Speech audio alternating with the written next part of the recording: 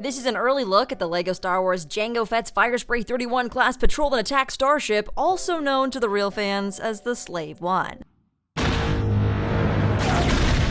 This set has 2,970 pieces and will retail for $300, releasing on May 1st. This is of course the prequel appearance in blue and green featuring Jango Fett, a minifigure that we haven't seen since 2017 in the Corp Alliance tank, and his ship, last built and only built in 2002. So naturally, this is a long-awaited set that fans have been eagerly awaiting. But is this UCS Boba Fett Slave One recoloration worth a $300 price point, or are the stickers and misplaced young Boba hairpiece the nail in the coffin? Let's get into it.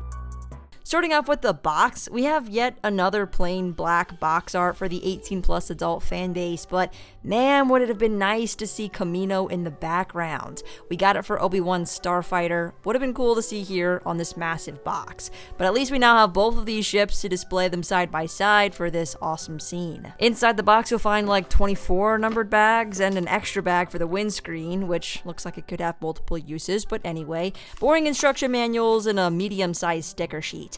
Don't forget that these new boxes allow you to fold them down so you can store them flat without cutting all the tapes or damaging the boxes.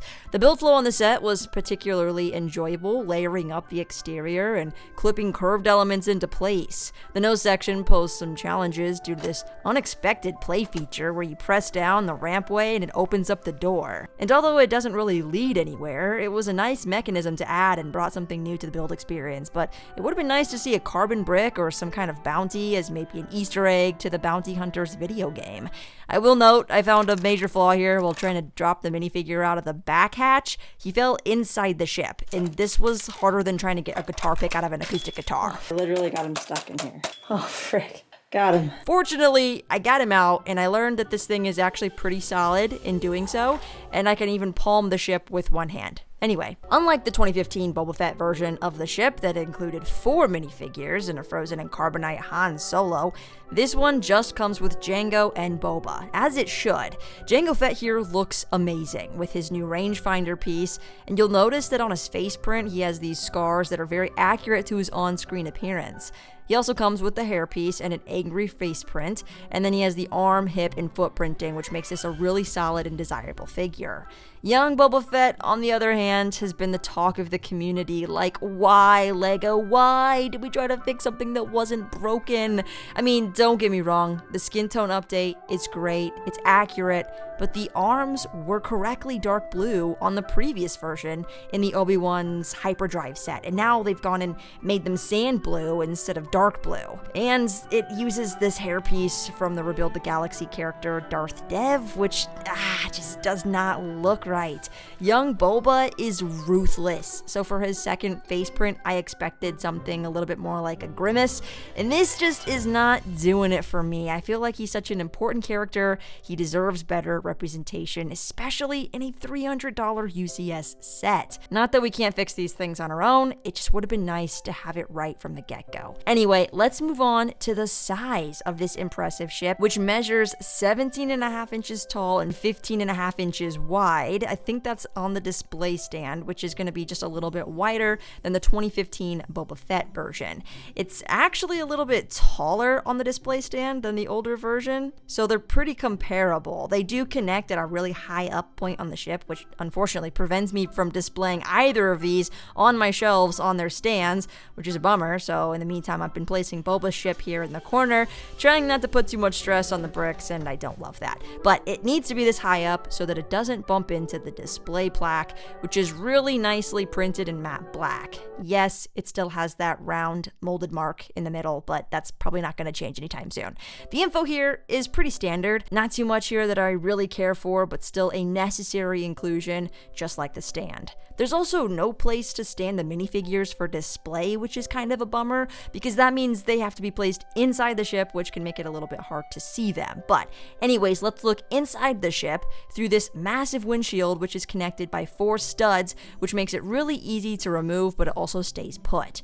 The cockpit is removed by sliding off these 2 rails, and there are 3 stationary bunks in the removable section, along with 2 more just below that, and there's sort of profiles in the back, which makes it appear that there are more seats. The cockpit interior is round, which gives it the sort of feeling of the actual ship cockpit, which is attached to a gyro, making the entire thing pivot when the ship moves, and that keeps it in forward position. Now, this on the other hand is just stationary, so one feature of it moving was just swapped out for another here with this removable compartment. And I think I still like this newer interior better. It feels a lot more filled out, it's packed with detail, and that's just something that you're gonna notice again and again about the set because it does have almost 1,000 pieces more. In the cockpit, we have 3 stickered screens from the ship, this map, and the main control. You can place Jango in the pilot seat and Boba in the co-pilot seat standing up, and the interior is kinda cool considering this is the first time we've ever seen this much interior in this ship in LEGO. There's also this hidden compartment behind, which has this small bacta tank and a place to store Jango's blasters and jetpack, which is a really cool feature. Now, taking a look at the backside,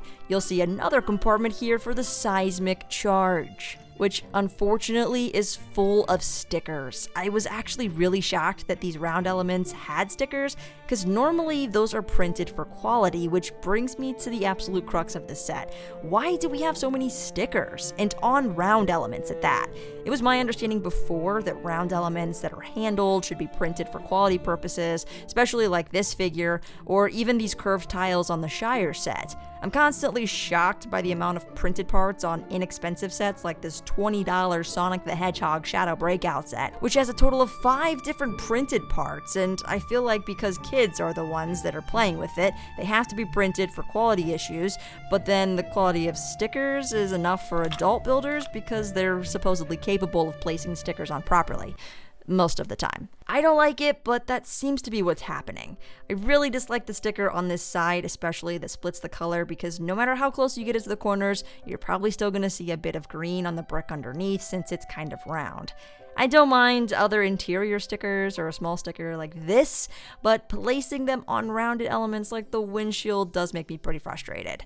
One cool sticker element, however, is the fun detail that references OVO 4, which is the prison moon where 6 of these Firespray 31 class ships patrolled. Jango Fett allegedly blew up the other 5 when he stole this ship, and the rest is history. These 2 final stickers on the exterior translate to no step, which is easily missed, and it's cool that this little detail was included on the set.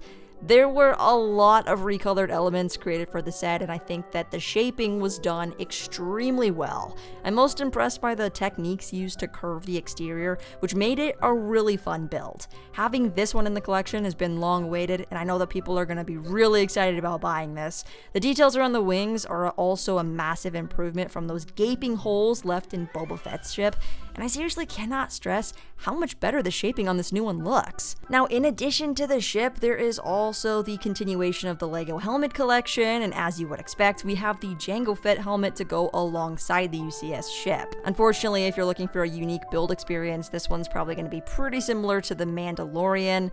And no, it doesn't look like it includes the dent on top as seen in the Geonosian arena. While I'm glad we're getting it, I'm definitely not as excited over the helmet as I am the Starship. Now, both of these, as well as the Star Wars logo, Chopper, Kylo Ren's helmet, and Starship will all be released on May 1st, alongside a promo that will have a $160 purchase threshold. I think it's going to be a really cool promo this year and definitely qualifies as a set that we would never otherwise get just solo. So let me know in the comments if you're planning on purchasing any of these, especially Jango Fett's ship, on May 1st. I've actually linked my LEGO shop affiliate in the description below, so if you do purchase or pre-order sets there, it gives me a small percentage of sales and it helps me out. So let me know in the comments what you're getting this May 1st. Like the video, and until next time, may the Force be with you.